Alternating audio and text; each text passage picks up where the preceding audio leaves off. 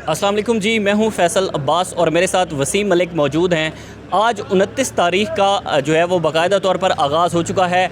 आज का दिन बहुत ही अहमियत का हामिल है इस हवाले से कि इमरान खान के ख़िलाफ़ जो केसेस बनाए गए थे उन केसेस का काउंटडाउन शुरू हो चुका है और उनको रिवर्स गेयर लगना शुरू हो चुका है। तहलका खेज़ फ़ैसला आज के रोज़ इमरान खान के हक़ में आ सकता है और इद्दत निकाह केस जो कि करैक्टर असैसिनेशन का केस समझा जाता है इमरान खान और बुशरा बीबी के ख़िलाफ़, एक तो उस केस में आज फ़ैसला आना है, लेकिन उसी के साथ ही इस्लामाबाद हाई कोर्ट के अंदर आज 3 अहम तरीन केसेस की समाअत होने जा रही है, जिसमें जो ISI के ऑफिशियल्स हैं उनको इस्लामाबाद हाई कोर्ट ने मुख्तलिफ केसेस के अंदर तलब कर रखा है। वसीम मलिक, सबसे पहले तो इद्दत केस जो इमरान खान और बुशरा बीबी के ख़िलाफ़ है उसके बारे में बात करते हैं। बड़ा प्रोसीडिंग चलती रही, आखिरकार फ़ैसले का दिन आ गया है। अच्छा, बिल्कुल अहम है। जैसे आपने बताया, आज 29 की तारीख़ है। आज दिन में इस्लामाबाद हाई कोर्ट के जो जज हैं शाहरुख अंजुमन, ये फ़ैसला सुनाएंगे। इंतहाई अहमियत का हामिल है, मगर मेरे नज़दीक इस केस से भी अहम इस्लामाबाद हाई कोर्ट में जिन केसेस का आपने हवाला दिया है वो इंतहाई अहम है। वो इसलिए इंतहाई अहम है कि आज का दिन, आज का अदालती दिन, आज जस्टिस मोहसिन अख्तर कियानी की अदालत, आज जस्टिस बाबर सत्तार की अदालत, आज की समाअत, आज का हुक्मनामा ये तय करेगा कि अदलिया और इस्टेब्लिशमेंट के माबैन ये जो तसादुम है ये किस सिमत में जाएगा।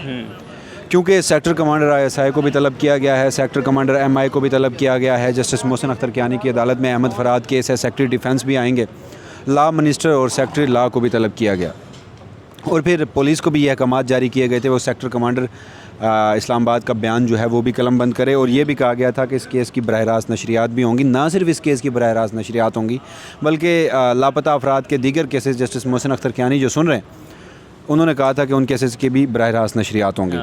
मैं इमरान खान के केसेस की तरफ आता हूँ, फिर ज़रा इस्लामाबाद हाई कोर्ट के केसेस का तफसीलन उस पर बात करते हैं। देखिए, इमरान खान के ख़िलाफ़ बनाए गए अब तक के केसेस में इंतहाई घटिया, बिलो द बेल्ट, पस्त, करैक्टर असैसिनेशन, यानी आप एक खातून जो कि साबिक खातून अव्वल रह चुकी हैं, आप उनके मेंस्ट्रुअल साइकिल्स को डिसाइड कर रहे हैं, डिस्कस कर रहे हैं अदालत के अंदर, और डिसाइड भी आप कर रहे हैं कि फ़लाँ तारीख को होने चाहिए थे, फ़लाँ तारीख को नहीं होने चाहिए थे। इससे घटिया दुनिया की अदालती तारीख में कोई केस नहीं होगा कि जब अदालत ये तय करे कि दो लोगों का दरमियान निकाह जो था वो शरई था या गैर शरई था। तो खैर, ये केस आज के रोज़ उड़े, यह केस इस्लामाबाद हाई कोर्ट में आए। इस केस का जो फ़ैसला है, इस केस का जो मुस्तकबिल है वो रद्दी की टोकरी से बढ़कर कुछ नहीं है।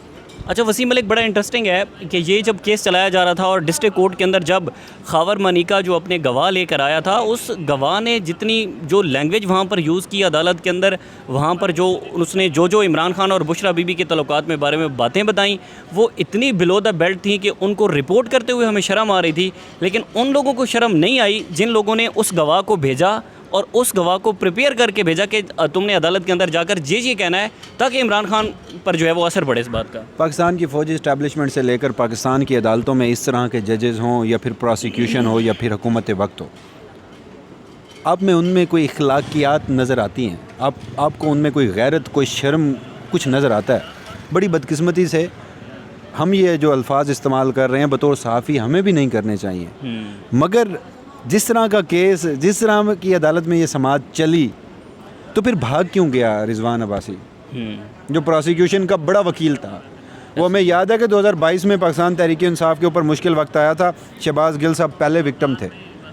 तब के केस से लेकर आज के केस तक हर बेहुदा, हर घटिया, हर बिलो द बेल्ट केसेस में प्रोसिक्यूटर कौन होता है? रिजवान अब्बासी। टैक्स पेयर के पैसों से आपने उसे करोड़ों रुपए दे दिए, तो फिर केस भी ऐसे बनाइए कि जिसमें वो बेहुदा इंसान भी आकर कुछ अदालत में डिफेंड तो कर सके। वो फिर कैसे, अदालत ने कल भी शायद कोई मौका दिया हुआ है कि तहरीरी मारूज़ात इस वक्त तक आप आकर दे सकते हैं अदालत में, मगर बारहा बुलाने पर भी वो दूसरे कमरा अदालत के दूसरे रूम में बैठा रहता था, कमरा अदालत में नहीं आता था। अच्छा ठीक है, उसके बाद जो बहुत ही इंटरेस्टिंग केस है वो शायर फराद अहमद का केस है, जिसमें जस्टिस मोहसिन अख्तर कियानी ने सेक्टर कमांडर को तलब कर रखा है, दीगर शख्सियात को तलब कर रखा है। इसमें अच्छा वसीम मलिक, एक इंटरेस्टिंग चीज़ है कि जब जस्टिस मोहसिन अख्तर कियानी ने कहा कि जी हम इसको लाइव नशरियात करेंगे, बहुत सारे साफ़ी ऐसे हैं कि जिन्होंने मुख्तलिफ ट्वीट्स की कि अब अगर एजेंसियों के लोग जो है वो आएँगे और आकर अदालत के सामने बयान देंगे या फिर उन पर जो है वो लाइव नशरियात होंगी, तो फिर खुफिया एजेंसी जो कहा जाता है वो चीज़ फिर नहीं रहेगी ना, वो टर्मिनोलॉजी तो नहीं रहेगी। अच्छा देखिए, अब बड़े लोग इस पर बात कर रहे हैं कि जस्टिस मोहसिन अख्तर कियानी ने सेक्टर कमांडर इस्लामाबाद ISI और MI को तलब किया है। बहुत बड़ी खबर है, नो डाउट बहुत बड़ी खबर है। पाकिस्तान की अदालती तारीख में किसी जज में ये जुर्रत पैदा नहीं हुई। मगर मेरे नज़दीक इससे भी अहम जो चीज़ है वो ये है कि उन्होंने खुफिया एजेंसियों के काम करने के मैकेनिज़्म पे जो सवालात उठाए हैं और उस मैकेनिज़्म को अदालत में पेश करने का जो कहा है और उसके साथ फंडिंग की बात की है। क्या कोई जज ISI को कितनी फंडिंग मिलती है, कितने उनके अखराजात होते हैं, पूछने की जुर्रत कर सकता है? ऐसे ही उनके इंटरनल वर्किंग के ऊपर सवालात उठा सकता है? नहीं उठा सकता। हमारे जजों में इतनी अखलाकी जुर्रत है ही नहीं। मगर again no doubt justice Babar Sattar ने ये करेज दिखाई और इस मामले को प्रोब होना चाहिए। और ना सिर्फ इस मामले को, आप ज़रा ये पता कीजिए कि ISI किस कानून के तहत बनी है। सुप्रीम कोर्ट ऑफ पाकिस्तान में ये जजेस अज़ खुद नोटिस केस की समाअत थी। जस्टिस नईम अख्तर अगवान ने ISI और MI के कानून के ऊपर सवाल उठाया था कि ज़रा अदालत को आकर ये आगाह करें कि इनकी पीछे कोई लीगल बैकिंग तो होगी ना, कोई स्ट्रक्चर, कोई मैकेनिज़्म तो होगा। जब मैंने अपने तरीके से पता करने की कोशिश की तो पता चला कि ज़ियाउल हक साहब ने एक एग्जेक्टिव आर्डर के थ्रू पाकिस्तान में ISI की बुनियाद रखी। अच्छा। और फिर बाद में गालबन वो जो एग्जेक्टिव ऑर्डर था, सदारती ऑर्डर था, वो कलअदम भी करार दिया गया था। तो जिस रोज़ भी ये मुद्दा मंजर आम पर आएगा तो शायद आपको ये भी पता चले कि पाकिस्तान की वो खुफिया एजेंसी नो डाउट जिसने पाकिस्तान की सालमियत के लिए बहुत काम किया है, जो पाकिस्तान के लिए ज़रूरी है। मगर बदकिस्मती के ना तो हमारी फ़ौजी इस्टेब्लिशमेंट को कभी ये ज़रूरत पेश आई कि वो अक्सर सियासतदानों से अपनी मर्ज़ी के आइन और कानून बनवाने के लिए बड़े तगो-दो करते हैं, हाथ पैर मारते हैं। और हमारे सियासतदान भी, उन्हें भी कभी पार्लियामेंट को ये ख्याल नहीं आया कि ज़रा चेक तो कर लें कि ISI की लीगल बैकिंग क्या है। लीगल बैकिंग क्या है। तो और जस्टिस मोहसिन अख्तर कियानी ने बड़े अहम तरीन उस पर सवालात उठाए हैं। अगले मुद्दे पर चलते हैं, वो बहुत ही इंपॉर्टेंट है कि ये जो इस्लामाबाद के 3 हलके हैं, इसमें जो नून लीग ने इस्टेब्लिशमेंट के साथ मिलकर जो शब्बो खून मारा इलेक्शन के ऊपर, और वो सारा हमने रिपोर्ट भी किया। आप भी उस रात 8 फरवरी की रात हमारे साथ मौजूद थे। मेरे ख्याल में लगता ये है कि हाई कोर्ट ने हर हद तक जाने का फ़ैसला किया है, क्योंकि गुज़िश्ता समाअत में जस्टिस तारिक महमूद जहांगीरी ने यह वाज़े किया था कि जिस बंदे के भी जो है वो सिग्नेचर मौजूद हैं, हम उनसे बयान हल्फी लेंगे, अदालत के अंदर आकर वो जो है वो अपना कुरान के ऊपर हाथ रखेंगे। नून लीग के MNAs फिर किस मुँह से आएंगे और अदालत के अंदर जो है वो कुरान के ऊपर हाथ रखेंगे कि हाँ हमने ये हल्का जीता हुआ है। इन हल्के MNAs ने जो फॉर्म 47 से जीते, इन MPAs ने जो फॉर्म 47 से जीते, इस वज़ीर आज़म ने और इस काबीना ने जो फॉर्म 47 की पैदावार है, उस वज़ीर आला और उस काबीना की जो फॉर्म 45 की वज़ीर आला है, 47 की, उन्होंने एक और हल्फ भी लिया है। कौमी असम्बली के ऐवान में खड़े होकर भी एक हल्फ लिया है। कौमी असम्बली के ऐवान में कुरानी आयात जो उसकी छत में लगाई गई हैं, बनाई गई हैं, पार्लियामेंट के बाहर ला इलाहा इल्लल्लाहु मुहम्मद रसूलुल्लाह लिखा है। इनके हल्फ के जो अल्फाज होते हैं, तो आप ये समझते हैं कि ये अदालत में आकर कुरान पर हल्फ नहीं दे सकते? मेरे ख्याल में बहुत बड़ी बात है। अगर इससे बड़ी वो पहले कर चुके हैं, इससे बड़ी वो पहले कर चुके हैं। उनके नज़दीक ये चीज़ें नहीं हैं। अगर किसी इंसान में ईमान का, हम नहीं होते किसी के ईमान पर सवालात उठाने वाले, लेकिन अगर किसी शख्स में ईमान का कोई आखिरी दर्जा भी होता तो वो शायद फॉर्म 47 की जो जीत है उसे एक्सेप्ट ही ना करता कि आप आईने पाकिस्तान क्या है, आईने पाकिस्तान के पहले सफ़े पे क्या लिखा है। दस्तूर से बड़ी चीज़ तो पाकिस्तान में कोई नहीं है। हाँ। उसके सफ़े पे क्या हमेशा हाकमियत किसकी है? खुदा की है। और उसके बाद ये अवाम जिसे अपने लिए मुंतखब करें वो नुमाइंदे हुकूमत करेंगे, और वो पार्लियामान है। तो अगर उन्हें ये चीज़ भी नज़र नहीं आई, अपना हल भी नज़र नहीं आया, तो अगर आप उनसे ये गैरत का तकाजा करते हैं तो माज़रत के साथ आप भी आज अहमकों की जन्नत में रह रहे हैं।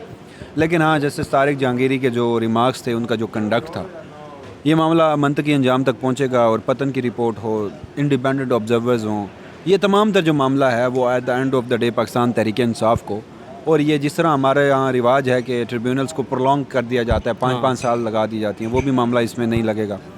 इसका जल्द फैसला आएगा। और यही वजह है कि जब इस तरह के जजेस इस तरह के ट्रिब्यूनल्स में बैठ कर फैसले कर रहे हैं और नशिस्तें रिवर्स हो रही हैं या रिवर्स होने का ख़तरा है, तो फिर पहले आपने लाहौर हाई कोर्ट में ट्रिब्यूनल्स के लिए जज मुहैया नहीं किए, ऐसे ही इलेक्शन कमीशन ने आज तक उसका जवाब ही नहीं दिया। जवाब ही नहीं दिया।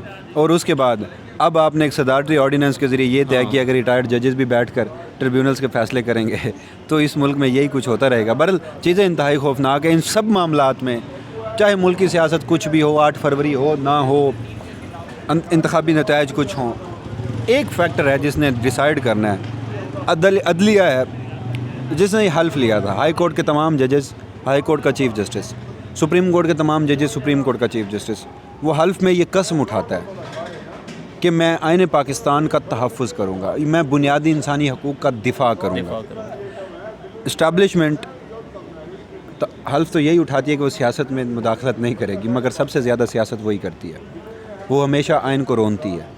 तो अब एक तरफ आइन रोंदने वाले हैं और एक तरफ आइन के तहफ़्फ़ुज़ की कसम उठाने वाले हैं, और उनमें से फिर जो विसर रोल बने हैं वो इस्लामाबाद हाई कोर्ट के जजेस हैं। जो अदलिया और इस्टेब्लिशमेंट के दरमियान ये मैच है, ये अब डिसाइड करेगा कि पाकिस्तान की फेट क्या होगी। अच्छा, आखिर में वसीम मलिक, ये जो ऑडियो लीक केस है, ये भी बड़ा जो है वो अहम उसमें मरहला आ चुका है। साकिब निसार के बेटे की ऑडियो हो, बुशरा बीबी और लतीफ़ खोसे की ऑडियो हो, उनको मिक्स करके सुन रहे हैं, लेकिन इसमें जस्टिस बाबर सत्तार ने मेरे ख्याल में एक उन्होंने माइंडसेट बनाया हुआ है कि वो इसको किसी न किसी नतीजे तक पहुंचाएंगे, यानी एक प्रेसिडेंट सेट करेंगे कि आइंदा अगर ऐसी कोई ऑडियो किसी घर की, भाई जनाब आप किसी की फैमिली की ऑडियो उठा लें, मीडिया पर चला दें, सोशल मीडिया पर चला दें, उसका कोई मैकेनिज़्म तो होगा। अगर ISI उसको जो है वो रिकॉर्डिंग करती है तो किस कानून के तहत करती है, उसमें भी उन्होंने जो है वो नोटिस कर रखे हैं। क्या देख रहे हैं, ऑडियो लीक केस किस हद तक जाएगा? बाबर सत्तार साहब किस हद तक जाएंगे? ऑडियो लीक केस का मंतकी अंजाम क्या होगा? देखिए, ऑडियो लीक्स केस बुनियादी तौर पर तो ये नजम साबिक चीफ जस्टिस के साहबजादे और साबिका खातून अव्वल का केस है, मगर हमने पाकिस्तान का रीसेंट पास्ट हो या 75 साल तारीख हो, इसमें देखा है कि सियासतदानों से लेकर ब्यूरोक्रेट्स से लेकर जजेस तक ऑडियो टेप भी होती है, ऑडियो बग भी होती है, ऑडियो रिलीज़ भी की जाती है, ऑडियो ब्लैकमेलिंग के पर्पज़ के लिए भी इस्तेमाल की जाती है। और गुज़श्ता 2 सालों में तो इसकी इंतहा ही नहीं रही कि वज़ीर आज़म का ऑफ़िस, वज़ीर ख़ारजा का ऑफ़िस भी इस हवाले से महफूज नहीं है, जजेस के चैम्बर भी महफूज नहीं है, जजेस के बेडरूम्स भी महफूज नहीं है। ऐसे ही है। तो जस्टिस बाबर सत्तार अब इस मामले को ब्रॉडर पर्सपेक्टिव में लेके गए हैं, मुफाद आमा में लेके गए हैं, इन 2 केसेस से अलग करके लेके गए हैं। तो उसमें फिर बड़े लोगों को इस पे तकलीफ़ भी हुई है, क्योंकि ऑडियो टेप कौन करता है, रिलीज़ किसके कहने पे की जाती है, किस मकसद के लिए कौन इस्तेमाल करता है। सर्कमस्टांशियल एविडेंस और पाकिस्तान की तारीख़ इस बात की गवाह है कि ये खुरा भी पाकिस्तान की फ़ौजी इस्टेब्लिशमेंट की तरफ जाता है। और जस्टिस बाबर सत्तार का जो कंडक्ट है, जिस तरह वो केस को लेकर चल रहे हैं और जो अहकामात दे रहे हैं, तो फिर यही वजह थी कि उन्होंने अपने उस ख़त में जो 27 अक्टूबर को उन्होंने चीफ जस्टिस को लिखा था कि उनके ख़िलाफ़ ये जो एक मुनज़्ज़म, घटिया, पस्त, सतही किस्म की हुकूमती मीडिया ट्रोल्स, हुकूमती शख्सियात और कुछ नाम नहाद साफ़ियों की जानिब से जारी है, जिसमें जस्टिस बाबर सत्तार की फैमिली का डाटा लीक और बाकी मामलात, तो इन्हें अदालत की कार्रवाई का कहा गया था, जिस पर शुरू भी हुई। मगर उसका पैराग्राफ 13 वो इंतहाई अहम है, जिसमें उन्होंने कहा था कि पाकिस्तान की मौजूदा सिक्योरिटी इस्टेब्लिशमेंट में बैठे एक आला तरीन अफसर ने उन्हें अप्रोच किया और उन्होंने कहा कि इस केस से ख़ुद को अलग कर लो। तो ये वही केस है। उन्होंने एक तो इस केस से ख़ुद को अलग नहीं किया, चीज़ें मंजर आम पर आकर ला कर रख दी। फिर जब उनका कहा नहीं माना गया, शाहाना है ना, हमारे यहाँ तो बादशाह है, अरशद शरीफ कह के गया था बादशाह नंगा है। अब बादशाह इतना नंगा है कि बादशाह को अब नंगा रहने की इतनी आदत है कि वो इस कदर ढिठाई तक पहुँच गया कि वो कपड़े पहनने का सोच भी नहीं रहा। तो सुने, वो अब जिस हद तक नंगा हो गया, तो उसने कोशिश की कि बादशाह हूँ, हुक्म जारी करूँगा, हमेशा की तरह जज पीछे हट जाएगा। जज जब पीछे नहीं हटा तो फिर उस नंगे बादशाह ने अपने कोई भी नाम दे दें, टाउट्स के ज़रिए, अपनी हुकूमतों के ज़रिए, हुकूमती इदारों के ज़रिए 5 दरख्वास्तें मुतफ़रक़ दायर की कि बाबर सत्तार के ऊपर अदम एतमाद है, वो लिहाजा केस से ख़ुद को अलग कर लें। बाबर सत्तार साहब ने गुज़श्ता समात पर उनको जुर्माना किया, तो इन्हें अदालत के नोटिस जारी किए और ये भी कहा कि वो अथॉरिटी जिसने इन इदारों में बैठकर कहा कि आप दरख्वास्त दायर करें, वो ये जुर्माना अपनी जेब से पे करेंगे।